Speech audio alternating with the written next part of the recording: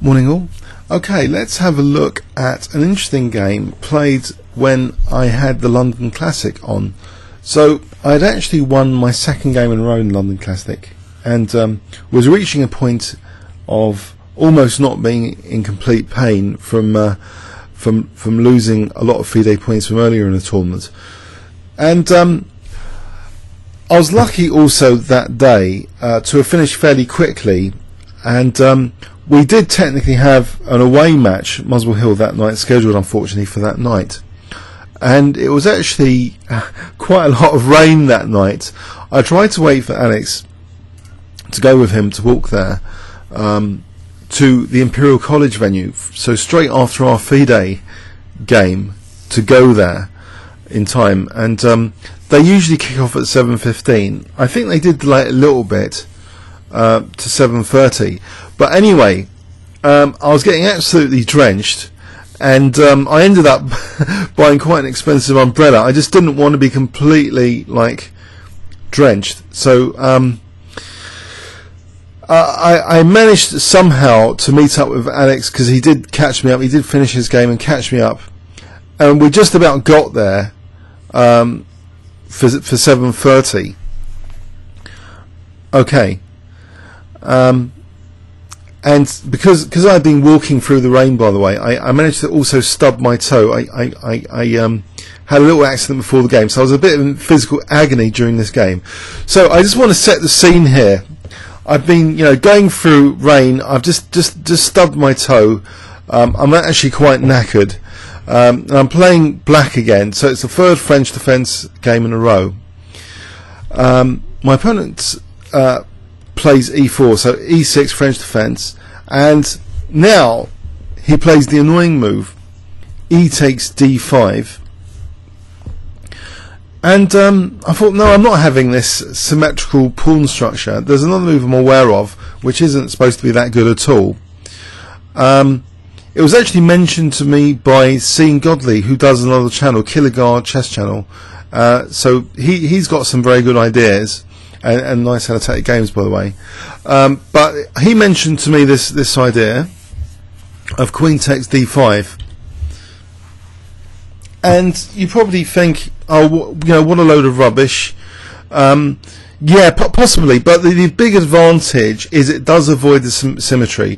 If you're a French defence purist, really, you should be looking at model games in the exchange French of Ullmann, who was a great French defence exponent, or I think Lev Sarkis, or Virginian. There's some key French defence players, or Courchenoy, or Nigel Short even. They've had great games with the exchange French, and I'm sure there's some model games there, which maybe we should go through at some point on the channel. So anyway, he didn't seem to play it that well to get a big advantage. After knight f3, I played knight f6. Bishop d3, I played knight c6, as though I might be quickly liberating with e5 here, not bothering with a move like c5 here. Bishop f4, and I offer the exchange of dark square bishops, and he voluntarily gives me an extra pawn in the centre. Okay, and after c4, I thought, well, I can put my queen here on h5. There doesn't seem to be a big problem here. And it would seem now, after knight c3, e5, I'm liberating my bishop. This doesn't look like such a bad French defence exchange variation. I've definitely changed it away from dull symmetry. So the opening's been quite a big success. Also, to contextualise this game, by the way, in this Middlesex League, last year I didn't do particularly well. I only won one game the whole season. That was right at the end, virtually. So I was very keen to try and win this game and not have a draw. Okay, so after queen d2, he had very aggressive intention of transforming this position for an opposite side queening game, as revealed now after bishop g4. He simply, in this position, castled queenside, unless I've got the game score wrong, which is quite likely actually, because this was actually a reconstruction, I'm afraid. Now in this position it does seem as though bishop takes f3 looks like a very good move with knight takes d4. So please excuse any potential inaccuracies of this game. Castles, king b1, e takes d4 in my reconstruction. Okay, so we have an interesting position anyway, where I'm winning a pawn, and I liberate a little bit more, I thought, so far with d5, and I thought I was starting to weaken his king. He plays the aggressive move queen f4, and now I play d takes c4, almost, you know, with something nasty in mind. He did on diagonal on this knight, actually. Bishop takes c4, and I throw in actually knight b4 here, which seems to create dangerous coordination threats on c2, but he simply kicks the knight here. Now instead of moving that knight, I attack his queen now with the other one. The queen goes to d2. My pieces are starting to feel a little bit loose here, and I was trying to look for a knockout blow in this position, but I couldn't really find one that easily. After check king a1, d4 is going to be dropping off, it seemed, and I wasn't so sure about a5. Maybe he could just ignore a5. Well, clearly he doesn't want to take that to open a file up against his king. So I came up with rook ac8, which seemed to be quite nifty, and he simply retreated the bishop, inviting knight c2 check. I thought he was playing with fire here. So anyway, I throw this in, knight c2 check, and after king a2, here it is starting to get tricky, because d5 is now on, d4 is now on. This is potentially vulnerable as well. Anyway, I come up with a move which seemed to be quite reasonable in the circumstances. Bishop e6. And actually, funny enough, he takes with the wrong knight, as it's seen in post-mortem analysis. He takes with the f knight, this d pawn. If he had taken with the other knight, it should be okay for white. I wonder if you can spot a computer combination here. If I give you 10 seconds here, do you spot a killer move for black? So if I give you 10 seconds starting from now, you might want to stop the video. Okay.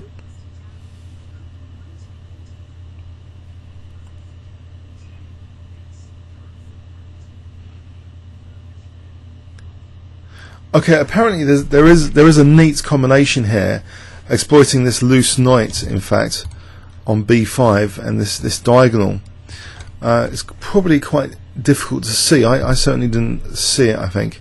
So knight db4 check. I was trying to check for such interesting combinations, but it seems any way white takes either, well, he can't take with the queen anyway.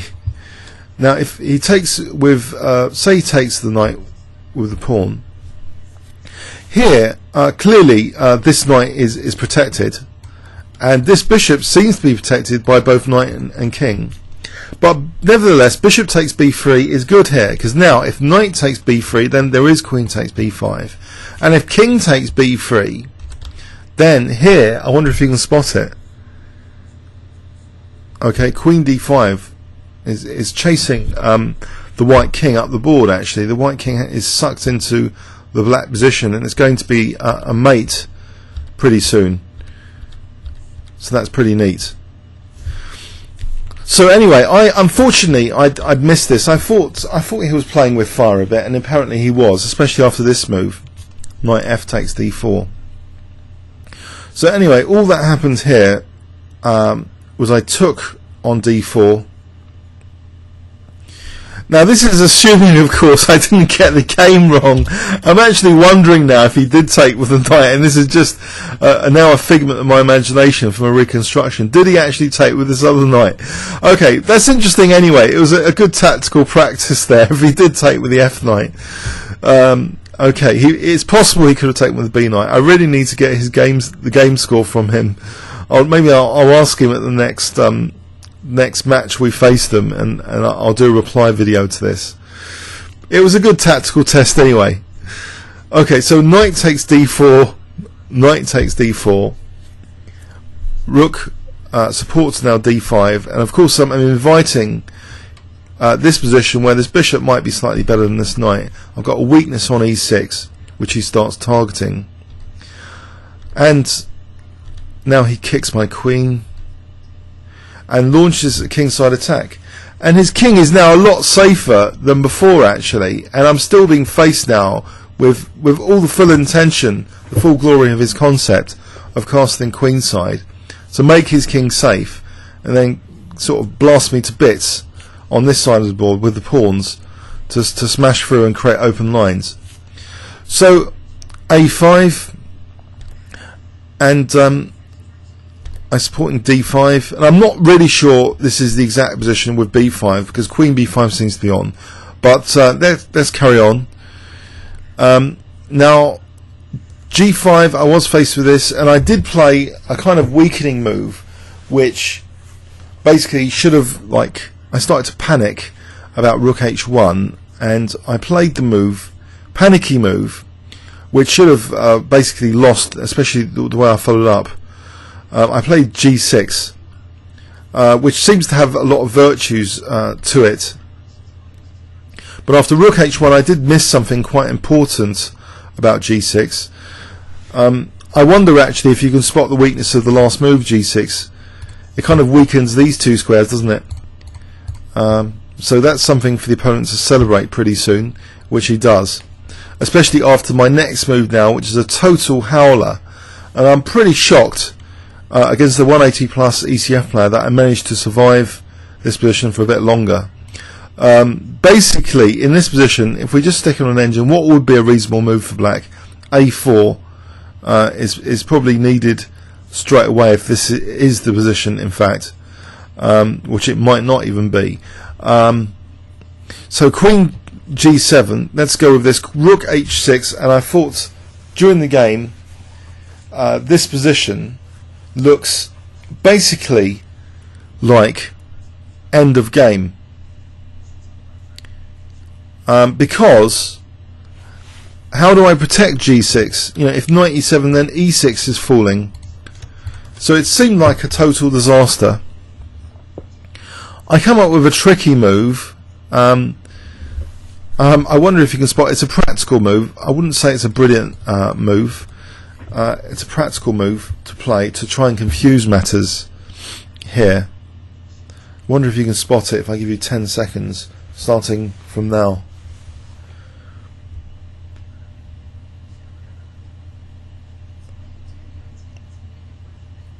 Okay, knight f6. Right, so if he takes the knight, then I can take the rook, but it's still probably losing. That's probably winning for white anyway, taking the knight, but he didn't do that. We could just quickly examine that, actually, that possibility. In post-mortem, we did come up with the idea, you know, just taking is actually just potentially winning anyway. The evaluation is just shooting up here, especially if king f8. I think we saw queen b7 as crushing, queen b7 or rook c7, and that's end of game. So the only defense here would be king h8, which doesn't put that much resistance up. So there's various ways of crushing here. Rook c3, that looks good with this threat. So it's collapsing anyway, even if that was taken. But funny enough, he let me transition here miraculously pretty soon to an ending, which seems a very unlikely thing. I don't think this has happened to me that much in the past. Usually from this sort of position I'll be facing the chop for my king. So a4, so he takes the queens off, and okay, his bishop's attacked, he throws in the check, and now I've got a cheeky little move to defend the check. So I wonder if you can spot it if I give you 10 seconds. Okay, not knight d7. Okay, rook d7. So I can take back with the knight, at least. So I'm escaping. I've already escaped to, instead of being mated, I seem to have lived another day here.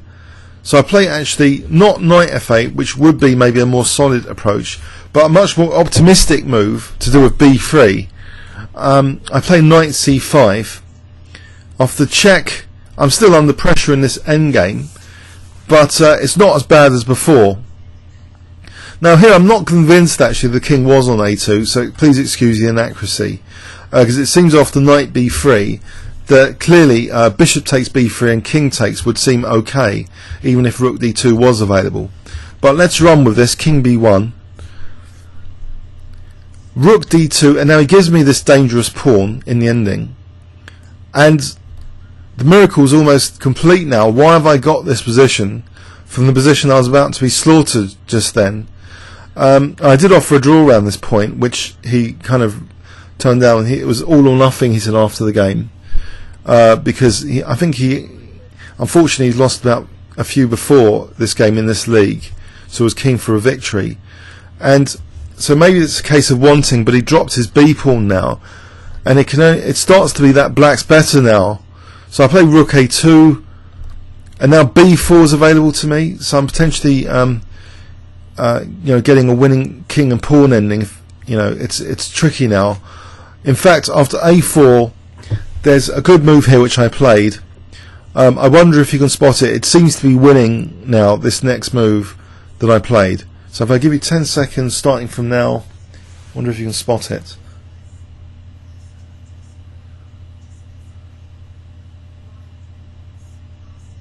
Okay, I played rook a1. So the point is, these double pawns are actually very useful for this wall against the king coming in. And actually there's a threat now of b2. So say rook b7, then b2 is just, winning the rook. If rook takes b4, I'm just going to queen and win his rook. So here is actually, there's no defense after rook a1. So I don't know how that happened, but I wanted to give you the context of the game. It was after a FIDE game. It was after walking through, getting completely drenched, stubbing my toe just before the match, so played in some physical agony. I think these details add a bit of colour to just an ordinary playthrough game, but these are the factual details of the game without too much bias. In the event anyway, they'd won the match. They had a FIDE master on board 1. We were a bit unlucky on board 4. We seemed to have a good position and managed to lose that. Also unlucky with a default. So we ended up losing the match, but personally I was pleased anyway to at least win one game this season already after 3 games. So I'm on 1.5 out of 3 in this particular league now.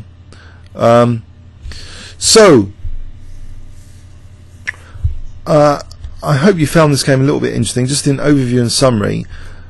So if there was this slight inaccuracy here with the knight movement, which I'm not 100% sure about now. If he did play knight f takes d4, and I'll try and get a confirmation on this if I can get hold of the game score at some point, then there seems to be a little trick with the knight check, knight db4 check.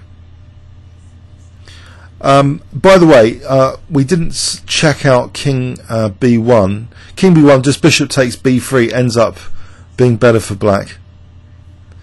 We can have a little check now if you'd like.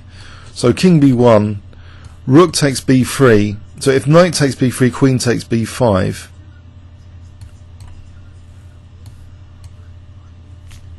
And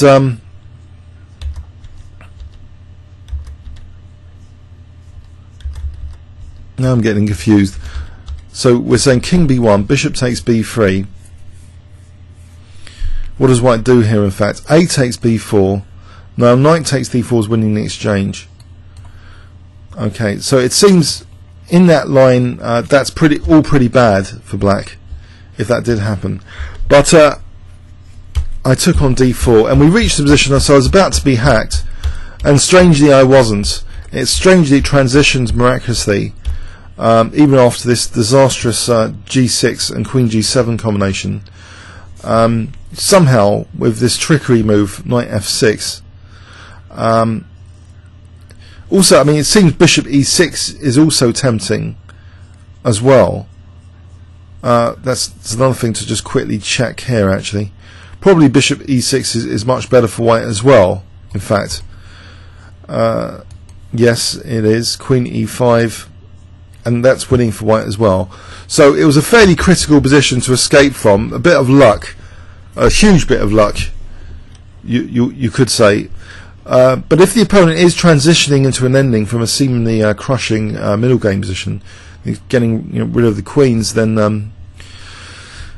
maybe there is an element of luck can creep in. So once this end game was reached, with optimism, not the knight on f8, but the knight coming to b3 for an optimistic fawn pawn, which did emerge, then black starts to have chances even to win the game.